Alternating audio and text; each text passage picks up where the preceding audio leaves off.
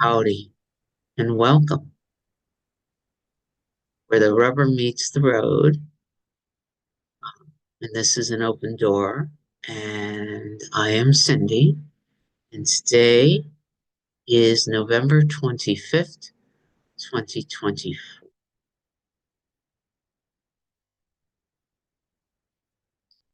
There's an invitation for all of us to just pause for a moment.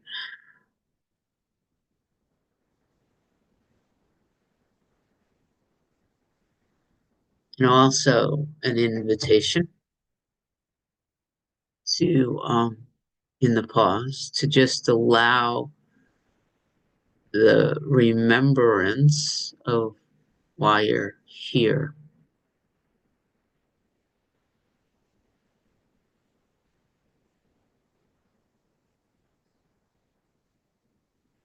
Even if you don't know.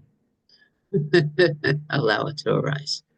Um, in this hour, we discuss a topic from A Course in Miracles, and we discuss how we can use it to to interact with the world out there. That's a good way for me to put it. I have a friend that I was talking to this weekend, and it was interesting. She's fully committed to all this work. She's not yet part of our community, but she's fully committed to all this work.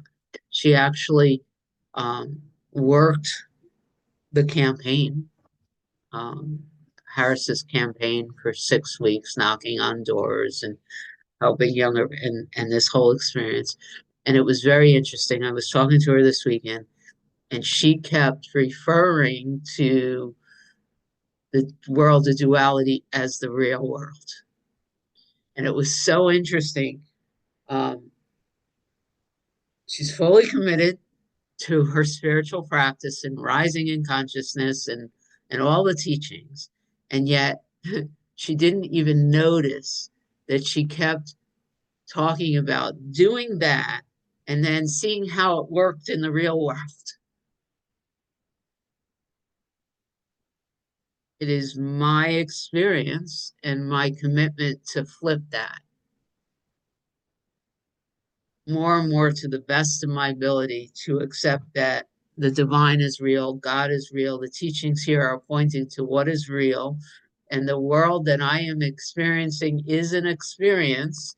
And the more I can bring my knowledge of spirituality into the experience of duality, the experience that I'm having as a separate creature, being or creature or form, the more that love seems to infiltrate and change.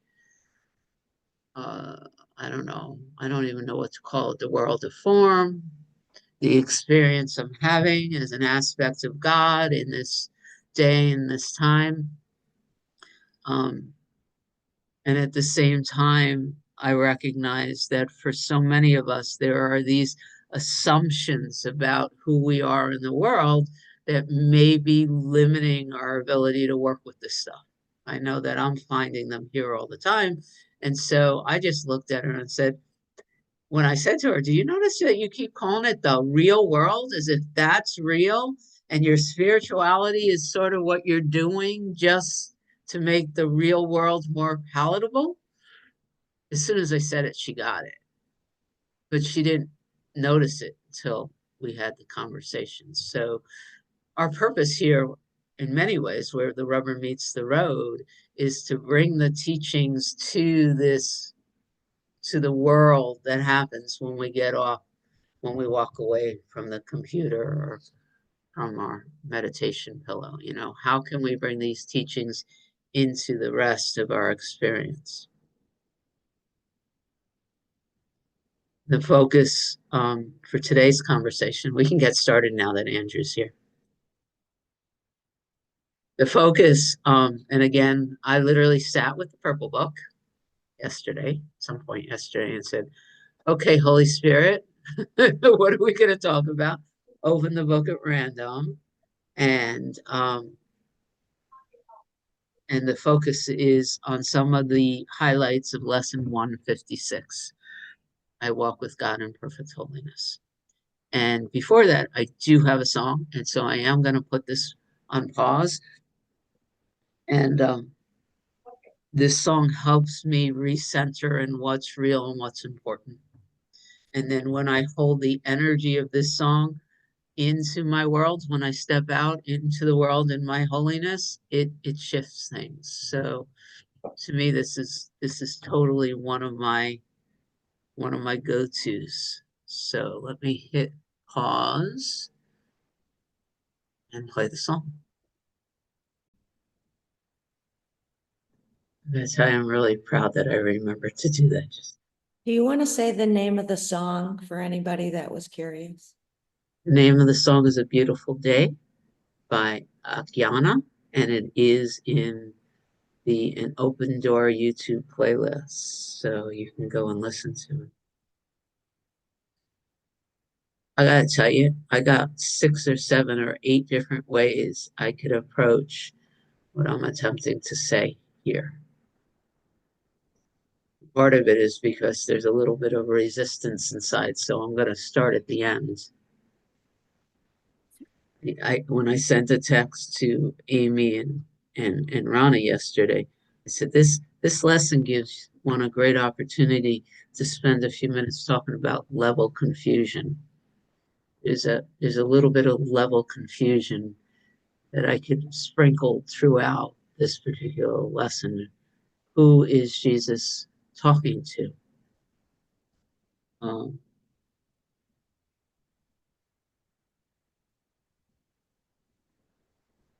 Jesus is talking to the part of us or the thought process within us that somehow is holding on to the belief in sin, a belief that it or I am not holy, a belief that I have to prove myself. There's this energetic form that flows through that says I am not that, right? So there is this, and Jesus in this lesson calls it a foolish thought. It's a foolish thought, a silly dream. It's not frightening, which is interesting because the dream character, this sense of a separate self, is often feeling frightened or angry or apart or needing to do something to make the world better. Jesus says it's not frightening, it's ridiculous. But who would waste an instant in approach to God himself for such a senseless whim? Essentially, there is a thought process here that is continually, to varying degrees, functioning as if it needs to find its way back home, as if it's created some imaginable sin of separating itself from God, and now is working really hard on its own to find its way back, only it's not good enough, not strong enough, not capable enough. And oh, by the way, do you know how many sins are in my back pocket? And since I'm apart from God, who's gonna forgive these sins so I can come back to God? So there's this energy which is not true, which is this thought system that says, I am not my holiness. I am not God. I am not part of this experience. But then this lesson very specifically doesn't say that you're wrong for holding that thought, which is very cool. It does very clearly call the thought that what I am is sin, the belief in sin, the belief in having to find our way back to the home we never left. Jesus calls it ridiculous, right? But then gives a solution. In this case, who walks with me?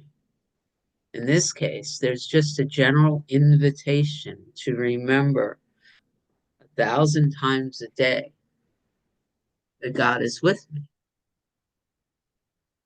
My experience is that the more I remember God is with me, the more this sense of being separate from the divine dissolves. 156. 152, it's 156. I walk with God in perfect holiness. couple other things, you know. The first thing that I wrote on my page and then circled it, ideas leave not their source. And there are other lessons that I imagine, if I am to predict the future, will show up. But essentially, what I am as a human being is an idea that was created in the heart of God. Expands. Based on these teachings, by definition, I severed, never left my source. Whether or not you call my source consciousness or God or love or Brahman or the Tao, um, my source is all that I am. And I am just playing this idea that I am something else, but it doesn't change the fact that I'm holy. I must be. I must be love. I must have access to all that created me.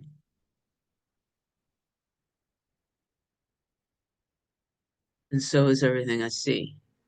And that's where things get kind of funky in here. You know, how often does that same thought that insists I left God, insist that what I see is not God? And the correction here, and I'm gonna leave my notes aside to let Andrew talk, is literally to just keep coming back, keep coming back. He walks with me. Hey, Andrew. Hello, great to see you all. Grateful to be here. Uh, Before I start on the subject, I have to tell you I have to leave at noon because I have an appointment. But I do want to make a comment. Level confusion, that's a great term because I think there's a lot of levels. Sure, we are part of God because everything is just a thought in the mind of God. Because spirit is a has no form, you know, time and space are illusions. There's just that life force, which is God, and then the thought of God is His Son, which is what we are, but we're fragmented because of the idea of being something other than the Christ mind must have thought that they want to be something more or something different, special in some way. And that started the thought of being separate. And then once it was accepted, it just became a very fearful thing and fearful of retribution from God, which God will never do. But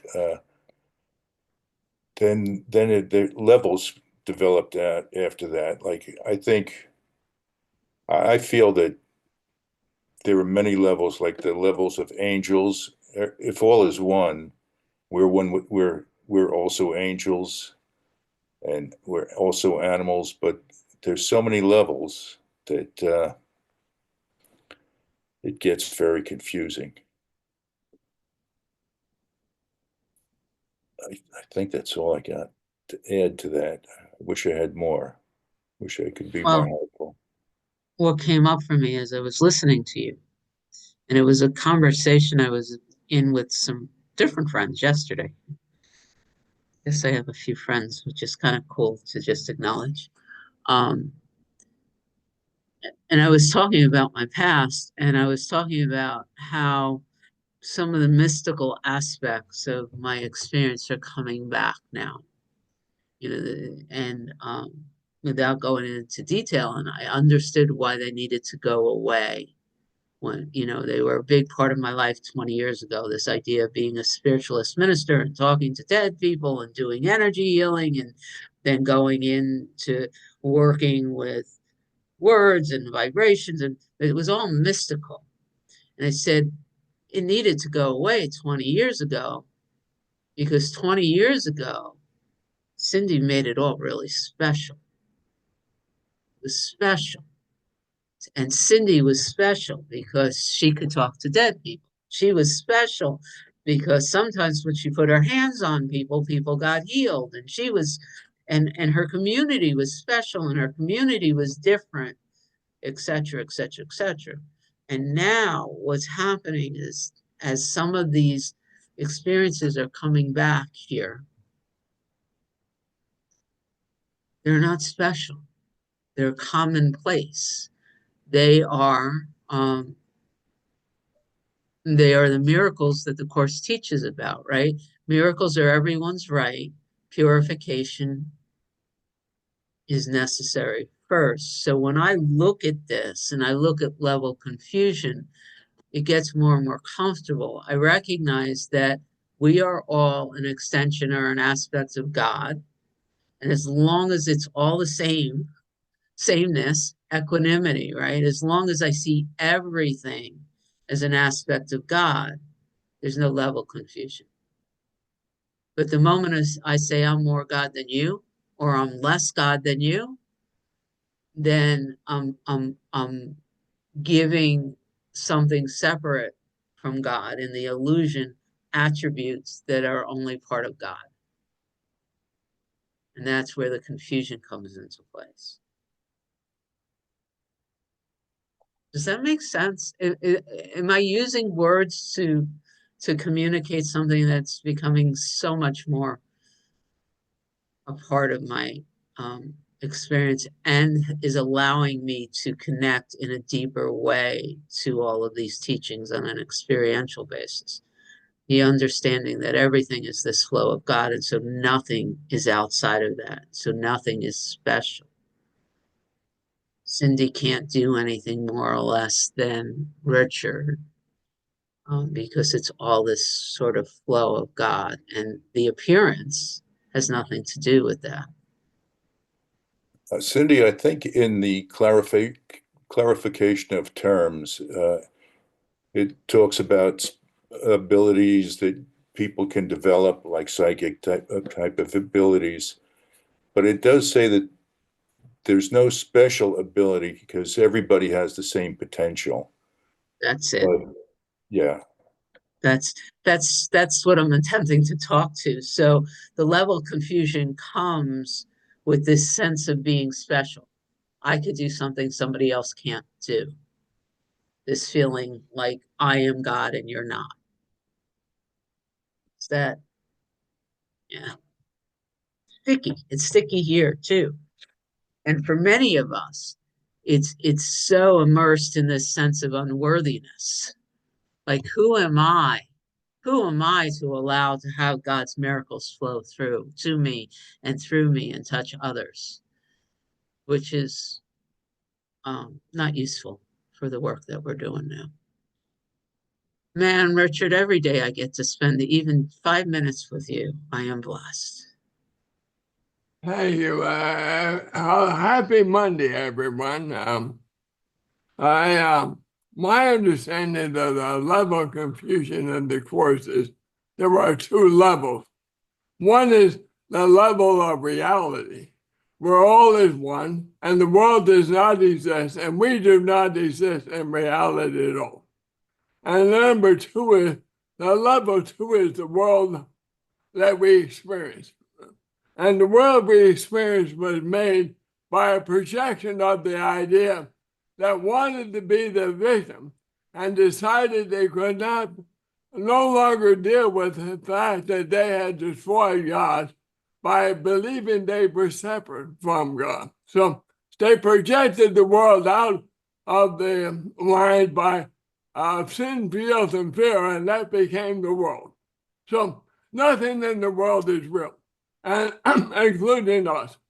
And so in order to solve a problem in the world, we cannot solve it from the point of view of the world. We have to leave the world, leave the illusion, go above the battleground, reunite with the Holy Spirit, which is the memory of what we are in truth, which is one with our Creator, one with everything that is. And then from that point, we can forgive ourselves for believing that we are a separate being. that we believed that we were separate from our source. And what I'm practicing really lately, because all that sounds very good to me, it's hard to live, right? So at least for me it is. So what I'm doing is, okay, if the idea of separation was the first split, and in order to get rid of the guilt of believing that we killed God, because if we separated from God, God could not exist. Well, so if I believe the separation, then I'm in fact guilty of committing the sin, and therefore fearful that if God were ever to come back, he will punish me. So, not being able to live with that, I split the mind once again. I said, no, I'm the victim. I'm the innocent victim. I'm going to figure out what I really want, and I'm the innocent victim. And the sin, guilt, and fear I cannot live with, I'm going to project out of my mind and create a whole dream world full of people and things that is the victimizer of me. So everything that happens to me is a result of something external to me, which reinforces the whole idea of separation. And it keeps us on this doodle of believing that our problems are created by things external to ourselves. And so that seems to be working for me. Now when I go above the battleground and I forgive myself when I do feel I'm a separate self, then I, instead of looking at the dream, observe the dream, all dream, which includes everything that is, instead of projecting sin, guilt, and fear onto the world again, I realize I'm peace, love, and joy. So I send the peace, love, and joy into the world of illusion. So then when I identify as Richard, then I can perceive the love and peace and joy that is in the world because I projected it, I extended it to the world. Instead of seeing the sin, guilt, and fear that I know I saw before I started to do this. So instead of judging the world, I'm able to accept everything because it's a false illusion of the truth of what it really is, which is love, peace, and joy. That's what it seems to be working for me right now. So I'll keep doing it as long as it seems to be working. Who knows? In a month, I may be doing a totally different thing. Love you all. Love you. And I started laughing at one point, Richard, because I had this question pop up in my mind. I wonder if Richard could take Buffalonian car thieves and bring them up above the battleground for me, because I seem to be having a little bit of difficulty with that. What did he want me to raise above the battlefield? Car thieves. What is that? These young men and women that keep stealing my daughter's car. I car thieves. I see. Yeah. Well, when you leave the dream, when you rise up out of the dream, and then you look at the dream, and you see what's happening. Car thieves stealing your daughter's car, and you realize it's only a dream. You don't judge it. You're not judging my little awareness come. And you say, you may laugh at it. You may say, well, that's interesting. They're selling our car again. And you love to them because that's what you are. Yeah. That's how I would do it.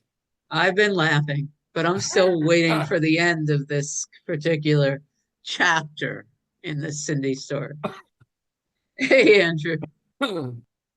I loved Richard's comment. I really enjoyed this conversation. I'm going to have to leave now, but yeah, I think it's the ego is the part of the mind that has to learn this course. That's what's studying it. It's each of our individual egos are studying the Course in Miracles. And yeah, the two levels, reality and the illusion, it sounds very simple, but it seems like in the illusion, there are many levels, conscious, subconscious, the interim between incarnations where we're in a ether world. There's many, many levels. That's my comment. I'm going to try to see the rest of this in review somehow. I don't know how to do that yet, but I'll check it out. You And go to the website real quick and you hit the replay and links tab. There'll be a link right to the YouTube channel that'll have the replays for all. all right, I'm going to say goodbye now. I love you all. Namaste. See you next week. So there was a picture that came up that I want to share and to bring into the next conversation. It seemed it was coming up while I was listening to Richard, and it's right here on my notes. You know, ideas leave not their source. So all of this is a manifestation, a rise and fall within God, consciousness, Brahman, whatever you want to call it. And I saw when you showed up, Oddsy, it's good to have you here. So it's all one thing, right? And then the idea shows up and these experiences happen. But the ideas never leave the source. And therefore, the world of separation is comprised only of what made it, right? And then the picture I saw was a sandcastle. Really elaborate, big, huge sandcastles. Cool. Everything in this world created by just grains of sand. Thoughts that become form, but never are not sand. And if the sand is holy, if the sand is God, then it just by logically, regardless of how the experience feels, gotta have to logically conclude that it's holy, that it's of God.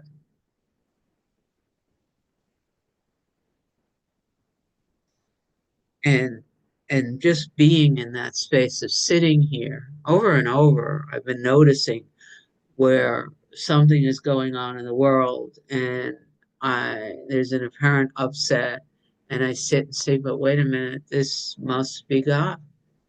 Everything is God. And somehow this was created for me, not against me, right, Rana? Is that what you always say? This is for me. And then when I get real quiet with that, regardless of how it feels here, there's a sense perhaps of rising above the battleground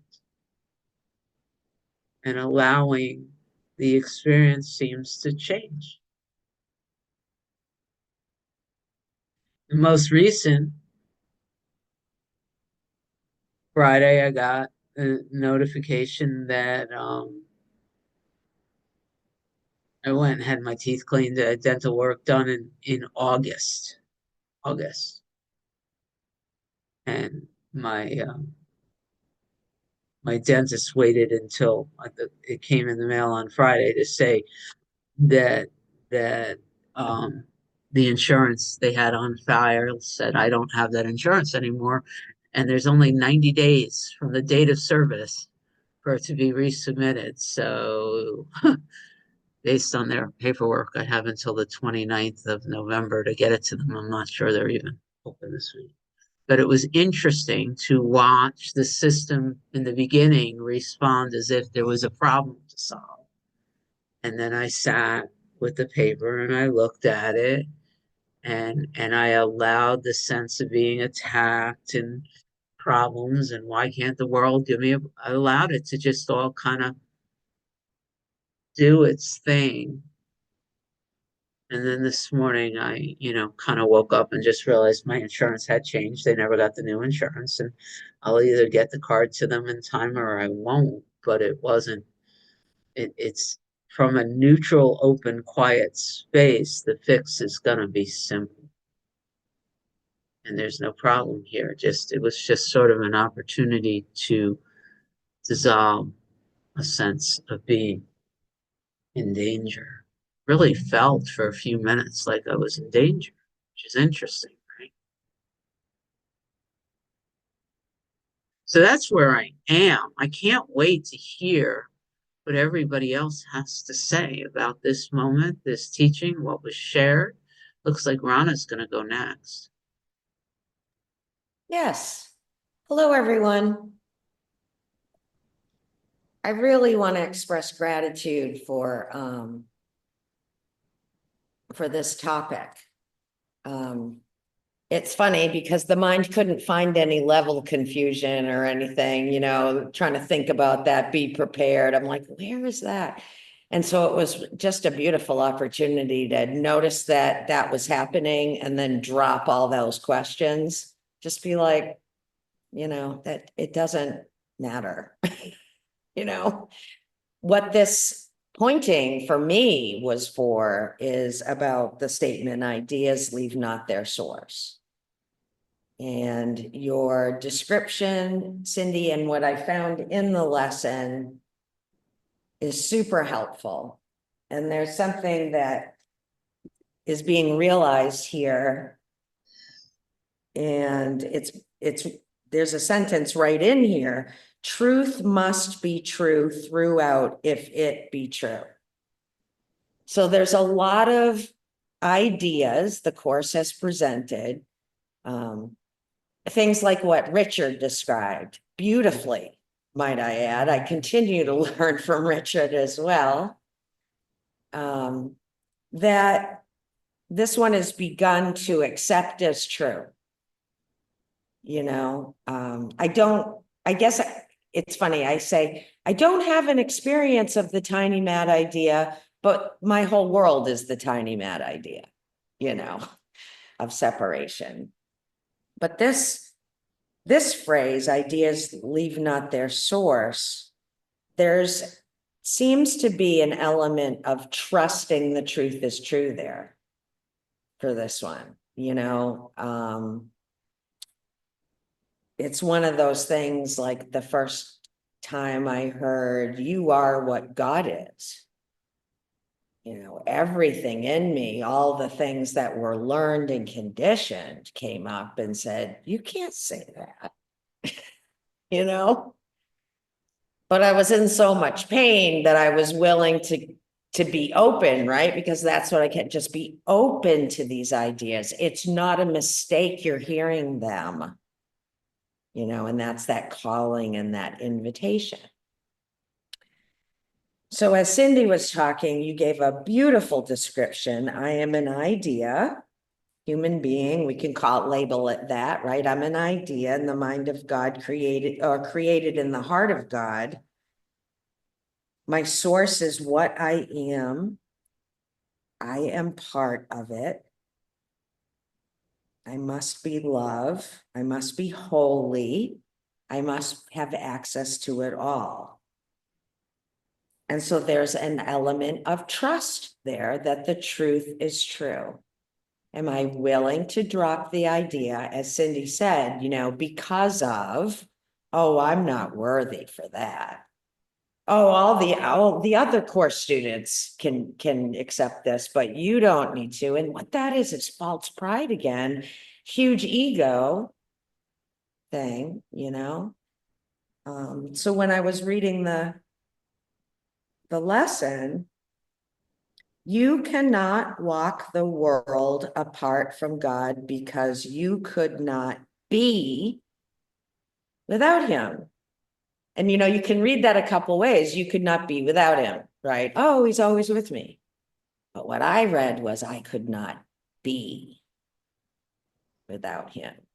And then it goes on to talk about he is what your life is. And I mean, we could drop the pronouns. They don't even bother me anymore because I know it's so much bigger than all that, right? But, you know, the idea, it is what your life is. Where you are it is. There is one life. There's one thing, the source of everything. And you know what? I knew that, or that idea came to me 2 decades ago in a meditation. And I remember writing it down. You know, there was like all this stuff coming up. You are all that is. Everything you see is all that is. And I tucked it away in a book. And now here we sit. You know, the truth is true. Nothing can be apart from it and live. And then Cindy brought in the idea that everything I see is that too. You know, and that's really where I have been jamming lately, is that God is in everything I see. Just loving that. And having the opportunity to just like throw it out there in conversation with other people that aren't course students, you know, because it's just so appropriate. Just share a quick experience. I went out to lunch with a few women that I'm in recovery with, and I've known for, you know, quite a while. We were celebrating one of their birthdays. And you know, usually I get nervous about those things. So I put my armor on, my spiritual armor, and I reminded myself that if it was going to be happening, then it's supposed to be happening. And why don't I just enjoy myself? And there's nothing to be worried about. And as we were sitting there starting our lovely little buffet meal, I don't know how it happened, but the subject of meditation came up. And the next hour was spent each person describing how they meditate and what they found from it in a completely different venue than this, you know? It was just such a gift. So God does go with me wherever I go. And I do understand that level of this is talking to that part of the self that still thinks it's separate. I still fall into that all the time, and I'm not guilty for it anymore. Because my job is to remember over and over and over. And that's what gatherings like this do. And I'll be carrying this with me for a long time. Thank you. Thank you for knowing what I needed. Thank you.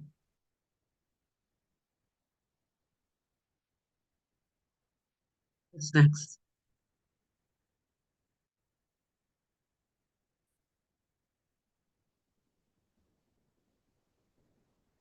No one wants to share.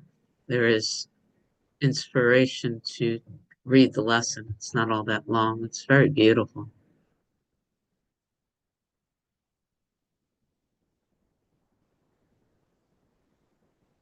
Sandra, please.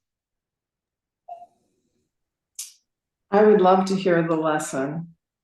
I just wanted to say that, Rana, that was beautiful. When I read this, I didn't feel any level confusion. And then I was thinking, what is level confusion? You know, I've read this book twice on my own, and I don't think I ever really got the level confusion. And then I had a funny little, I had an inside laughter, and I thought I only started getting confused when I started listening to teachers. And that's really true. Trying to explain the unexplainable. And I started trying to pick it apart, figure it out, you know. That's when I got confused. And when I just accept all that is beautiful about this course and this transformative process without trying to understand it completely, that's kind of part of its beauty for me. This ability now to just simply rest and trust and know the love that I am. And as I listened to you, Rana, I thought, I walk with God in perfect holiness. And the reason I could not be without him is because the truth is I walk as God in perfect holiness. I'm walking as God in perfect holiness, so I therefore cannot be without him.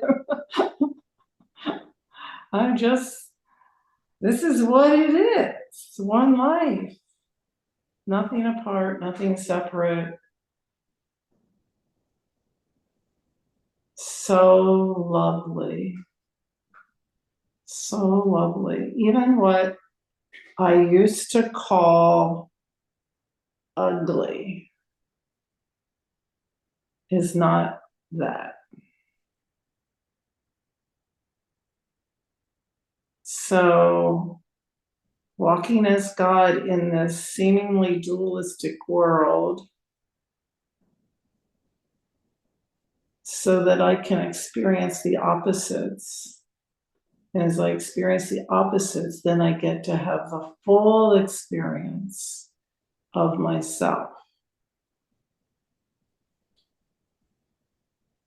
Because if it was always cold, I wouldn't know hot. If it was always hot, I wouldn't know cold. So I like that.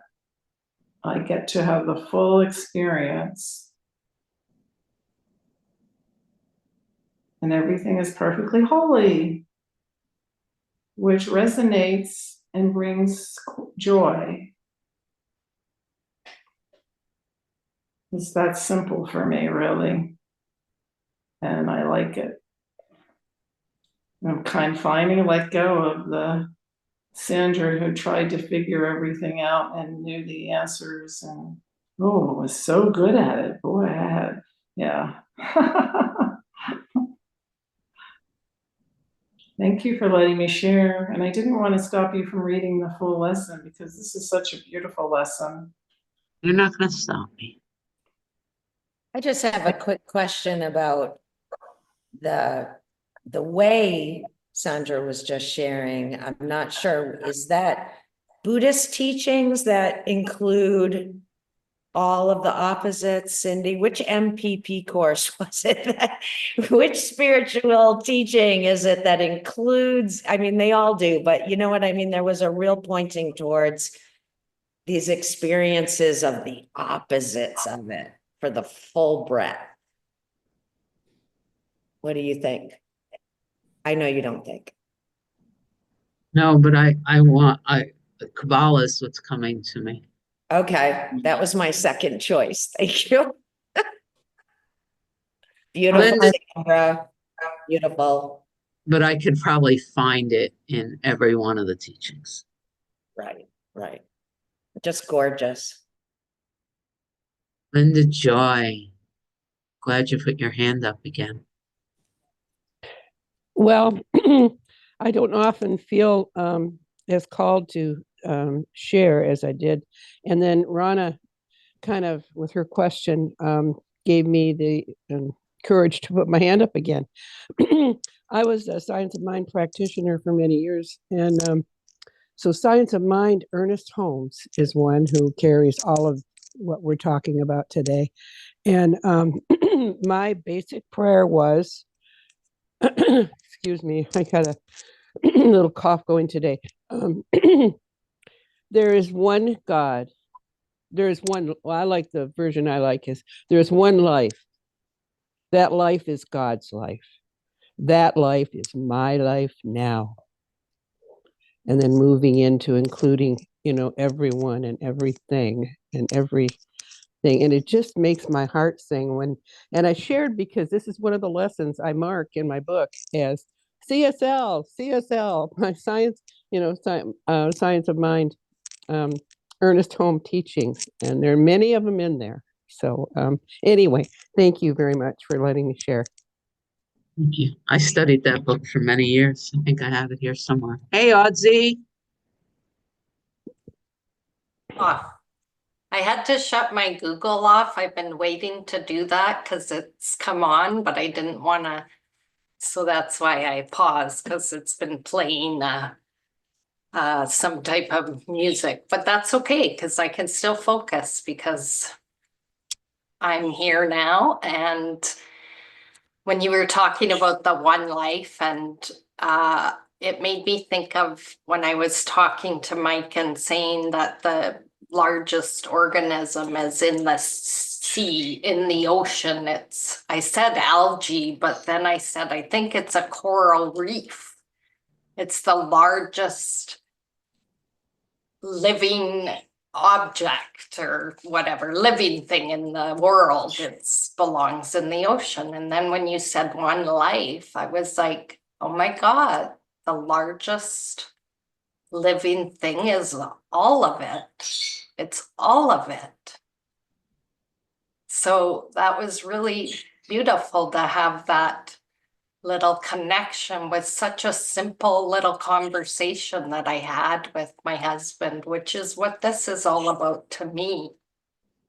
It's not even about big, huge things happening, like, or some type of, I don't know, miracle in the sense of, movies or anything like that. It's these simple, everyday things that are happening and just being seen in a whole new light, which is the miracle.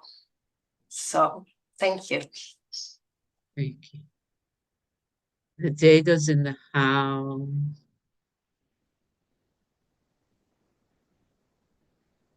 Hi, everyone. So great to be here always.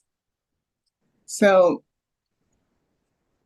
I really love the conference. And what really still just so amazing is I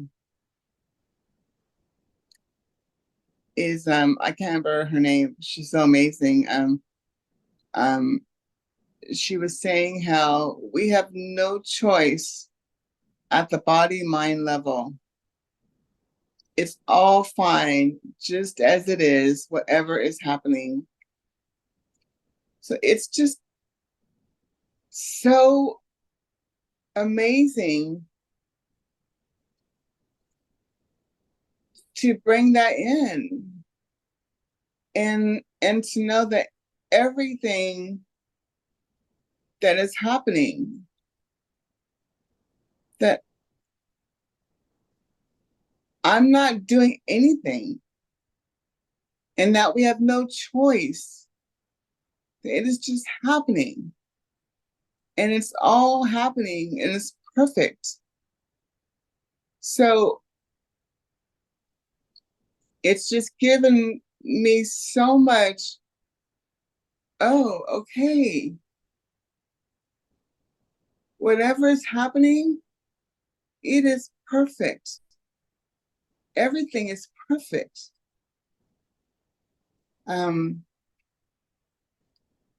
So yeah, it was so amazing and it's so amazing to just continue to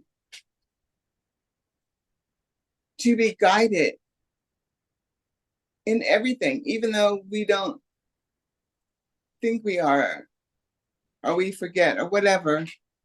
But we're just so guided in every single thing. Everything that happens, we are guided and loved. So yeah, I love being here with everyone. So thank you so much. Ozzy, I think Nadega was talking about the Awaken to Stillness conference that Pure Presence put on last weekend. All right, so how about I take a few minutes and read this lesson for us, unless somebody else is guided to read. Lesson 156. I walk with God in perfect holiness. Today's idea but states the simple truth, which makes the thought of sin impossible. It promises there is no cause for guilt, and being causeless, it does not exist. It follows surely from the basic thought so often mentioned in the text. Ideas leave not their source. If this be true, how could you be apart from God? How could you walk the world alone and separate from your source? We are not inconsistent in the thoughts that we present in our curriculum. Truth must be true throughout if it be true. I'm just taking a break because Joel Goldsmith, the way he teaches this, he says 2 + 2 = 4. And if you're living with any other kind of idea, like a cold virus makes you sick, but it doesn't always make you sick, then it's not a rule. It's not a law. It's simply a belief. It needs to be as true as 2 + 2 = 4. That's the way Joel teaches it. But for me, it's useful, you know. Truth must be true throughout if it be true. It cannot contradict itself, nor be in parts uncertain and in others sure. You cannot walk the world apart from God because you could not be without him. He is what your life is. Where you are, he is. There is one life. That life you share with him. Nothing can be apart from him and live. Yet where he is, there must be holiness as well as life.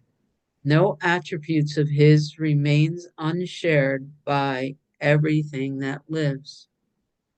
What lives is holy as himself, because what shares his life is part of holiness and could no more be sinful than the sun could choose to be of ice, the sea elect to be apart from water, or the grass to grow with roots suspended in the air.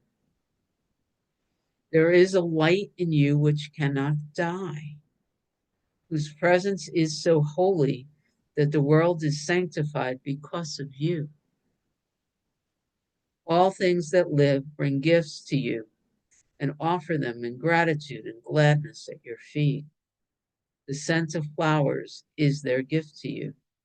The waves bow down before you, and the trees extend their arms to shield you from the heat and lay their leaves before you on the ground that you may walk in softness while the wind sinks to a whisper around your holy head. The light in you is what the universe longs to behold.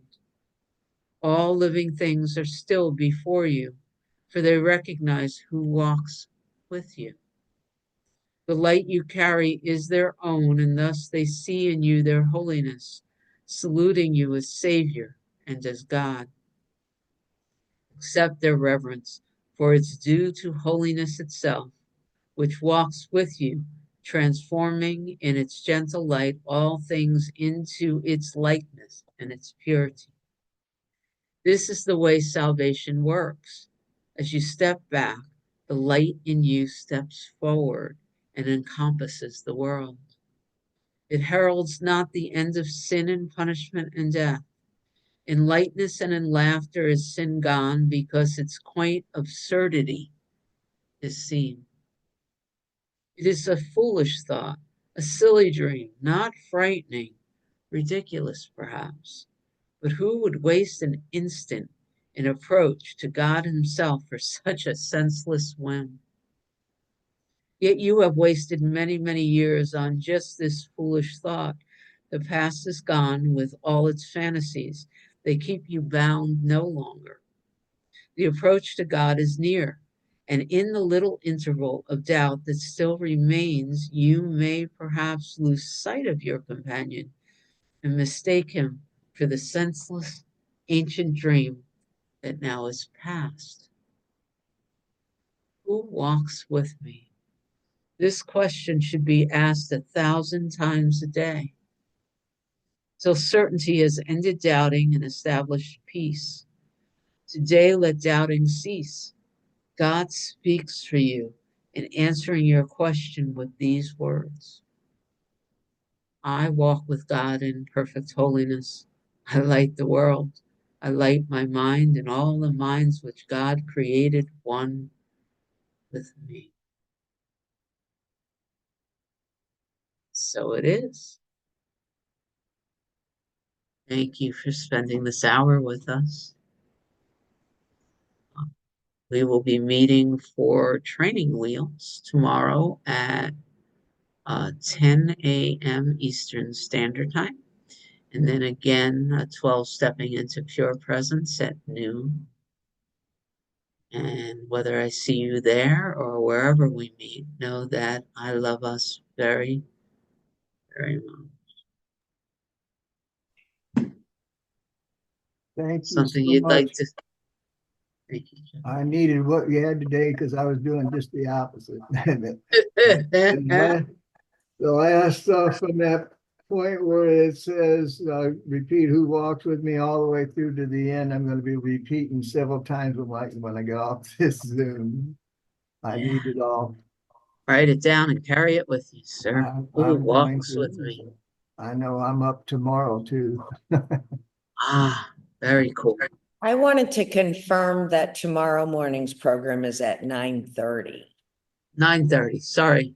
That's all right, just because we're still recording, and if anybody happened to listen today and wanted to join us tomorrow for Training Wheels. Oh, for training wheels, okay, but tomorrow is Tuesday, right? Yeah, That's so at we have noon. 9:30 We're on and then Noon, right? 12. So that didn't change to 9:30, right? No. Thank you. Thank Is you. it always at 9:30 now, or is it? On Tuesdays, I was in error. When I said 10 o'clock tomorrow, Cindy misspoke. And she received a loving correction. Okay. Have a Andrew, great was there, one, everybody. did you want to say something before I turn the recorder off? After you turn it. Okay. All right. In that case, love us. Mwah. Cindy